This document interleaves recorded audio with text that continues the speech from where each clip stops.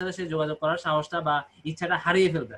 সেই দৃষ্টিকোণ থেকে আমরা বলবো অন্তত মাসে আপনি প্রত্যেক 15 দিনে একবার হলেও ঢুকবেন, ঢুকে একটা পোস্ট দেন।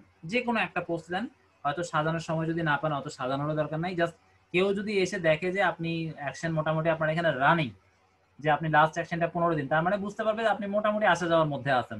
কাজেই আপনার সাথে কনট্যাক্টের সম্ভাবনা বেড়ে যাবে। আর কেউ যদি এমন হয় যে খুলে সমস্ত কাজ করে ১ বছরে আর এখানে ঢুকলেন না, সে কিন্তু ভিউ পাবেন ঠিকই কিন্তু কাজ পাবেন না। ওকে? আশা করি সমস্ত ব্যাপারগুলো বুঝাতে পারছি। আমি 15 দিন বলছি, আপনারা যদি ১ সপ্তাহেও ঢুকেন কোনো সমস্যা নাই। যদি সময় পান ঢুকবেন, ঢুকে একটা পোস্ট দিয়ে বের হয়ে যাবেন। খুব বেশি সময় এখানে লাগবে না। আমি যে টেকনিকগুলো দেখাবো এগুলোর মাধ্যমে করতে পারবেন। আর ডেসক্রিপশন একটা সুন্দর করে লিখে রাখবেন, যেটাকে আপনারা প্রত্যেকটা জায়গাতেই শুধু কিওয়ার্ড গুলো চেঞ্জ করে কাস্টমাইজ করে দিয়ে দেওয়া যায়। এরকম একটা কমন ডেসক্রিপশন একটু সময় দিয়ে ওই সপ্তাহ 10 দিনে সবকিছু গুছিয়ে ফেলবেন।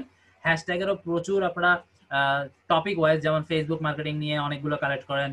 তারপর ফেসবুক মার্কেটিং এর পর আপনারা কি করতে পারেন, ফেসবুক এটা কি বলা যায়, বুস্টিং ধরতে পারেন, তারপরে ফেসবুক পেজ সেটআপ ধরতে পারেন, তারপরে ফেসবুক গ্রুপ ডেভেলপিং ধরতে পারেন বা গ্রুপ গ্রো আপ ধরতে পারেন, তারপর পিক্সেল ধরতে পারেন। যেগুলো জানেন, যেগুলো জানেন না সেগুলোতে হাত দেওয়ার দরকার নাই, ঠিক আছে?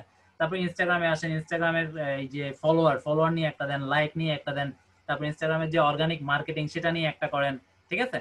এখানে আপনারা যদি একবার প্র্যাকটিক্যাল আপনার নিজের কাজই দিতে হবে এমন না, আপনারা চাইলে গুগল থেকে ডাউনলোড করেও কিন্তু সেগুলো একটু কাস্টমাইজ করবেন। এটা একটু রিস্ক হয়ে যায়, কারণ একই যদি কাজ অনেকে অন্যরাও করতে পারে, এটা আবার রিস্ক, আমি এটা রিকমেন্ড করবো না।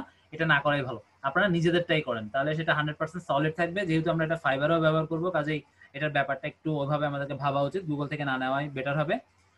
তো আমরা আশা করি বুঝতে পারতেছি জিনিসগুলো কিভাবে করব। তো আমরা চলেন এখন টাইটেলটা কিভাবে লিখবো।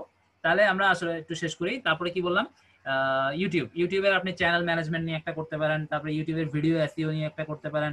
এসইও একটা জিনিস, র্যাঙ্কিং আরেকটা জিনিস ধরবেন, ঠিক আছে? দুইটাকে এক জিনিস ধরবেন না, কারণ এসইওর মানেই কিন্তু র্যাঙ্কিং না, আবার র্যাঙ্কিং এর মানেই কিন্তু এসইও না।